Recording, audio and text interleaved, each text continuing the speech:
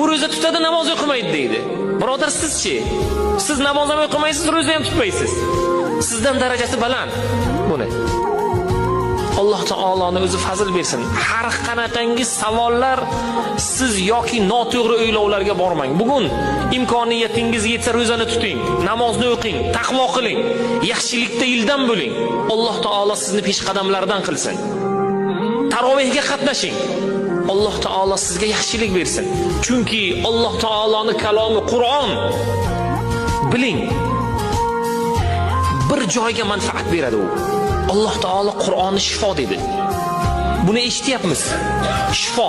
Qayerga shifo? Quloqimizga shifodir, ko'zimizga shifodir. Tik turyapmiz. Alloh buni fazl o'laroq yaratdi. Alloh taolo bandaga foydasiz bo'lganda namozni, ro'zani, zakotni, ibodatni, taqvoni Alloh taolo bizga buyurmasdi.